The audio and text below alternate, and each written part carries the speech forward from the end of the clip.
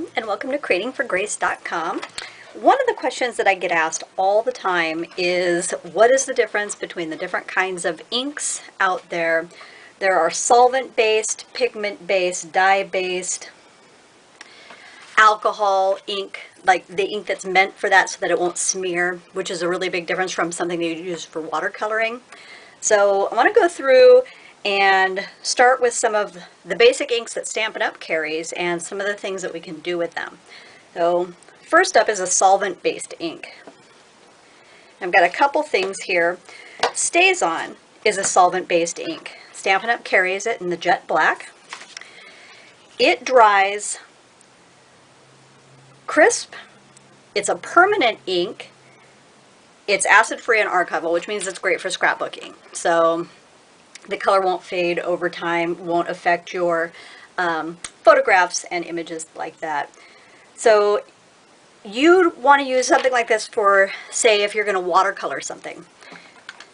There's a couple ways that you can go about doing that too. So if you have an outline that you're going to do, you could stamp the image with the outline. Here I happen to have one that says friend on it. These are our aqua painters. And so then you could pick up different colors. And one of the ways that we do that is, this is our regular classic stamping pad, and we'll go over the uses for those too. But I find a really cool thing to do is just kind of give it a squeeze. It puts ink in the lid there, and then you can actually pick up that ink with the blender pen, with the aqua painter I mean, and use that there. So that's one of the ways, and this is the ink that you would use anything with water. Also, when you have a slick surface, something like this or our window sheets, it is perfect for stamping on that because it would dry without smearing. If you tried to stamp our regular ink on the window sheets, it would actually smear. So they have a very difficult time drying that way. So that's the StazOn. This is solvent-based ink. It's permanent and it's waterproof when it's dry. So you want to give it a chance to dry, but after that you are good to go. The second kind of ink is a pigment-based ink. They tend to be sticky, so there's something that you use when you are heat embossing. If you want to do a watermark image on your card, which is a really kind of cool feature. And also like our craft ink. So we used to carry it in a lot of different colors. Right now we have it in the Whisper White, which is really kind of awesome. And I'll show you how that works. So I took a little strip of our paper here, and I just have a couple things. If I were going to heat emboss an image, I would use the Embossing Buddy. It's actually just a fabric pouch. It's got some powder in it, and it keeps your stamped image from the embossing powder sticking beyond where it's supposed to, which is really kind of cool. So we're not going to heat emboss today, but if we were, we would use that. This is the Versamark, and all I'm going to show you with it right now is watermarking an image. So if I ink that up, it's actually clear, and you can see that it puts a background image on any kind of paper that's a darker color. Now if I were going to heat emboss this, I would take my embossing powder and I would drizzle it over that. I would set it with the heat gun. I can also take a heat and stick powder. I could drizzle it over that. I can set it with the heat gun, and then I can put something that's like the Dazzling Diamonds on there and heat set that in the exact shape of the stamped image that I want. So that's a ton of ways to use the Versamark ink pad. It dries clear. It's also acid-free and archival. Like we said, the tone-on-tone watercolor effect, and use with heat tool if you're going to do the powder embossing, the heat embossing. So we're going to set that aside. Whisper White is the other one that I said was similar. It's also a sticky ink. It's called a craft Stampin' ink, and we have it in white. So I just took some little splotches here, and they're pretty subtle. If I freshly ink this up, if I flip this over, you can see that there. And it leaves some white. You can get a really bright white if you re-ink exactly right before you're going to use it. but you can see the difference there. So this is the tone on tone with the Versamark, and this is the white craft ink. Both of those are pigment based, again acid free and archival. If I wanted to, I could use a clear embossing powder on this and the white would show through, or I could also use any color embossing powder. I usually choose to use the Versamark if I'm doing heat embossing in another color. You want to allow a lot of time for it to dry if you're just going to leave it as it is. So it won't smear, but it will dry and be permanent. The next kind of ink is just our regular classic Stampin' pads. These are dye-based inks. So really for the rest of what we're talking about, everything else is going to be a dye-based. They dye the cardstock and they dry really fast. So that's why they just kind of dye the paper. These are firm foam pads now. They're not the old, almost like, I guess it was a canvasy texture. Our tops flip over so that when the ink is stored, it's stored upside down, which makes it really nice. I've got a little strip of paper here, and I think everybody is probably familiar with just inking and having that on there. And I showed you the squeeze technique. So there's a lot of things that you can actually do if you're squeezing this lid, and we talked about a couple different things. This is actually a blender pen, and we can pick up that color and use that to color directly to paper. We can use an aqua painter,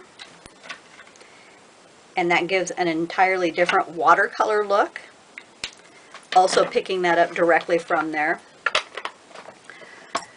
We have re-inkers that are meant to re-ink our classic Stampin' pads. They have coordinating colors, but you can also use these re-inkers in a lot of different ways all on their own. So they're also, like I said, a dye-based ink.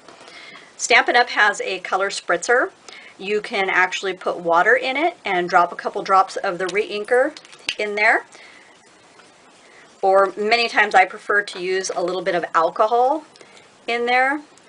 So I am actually going to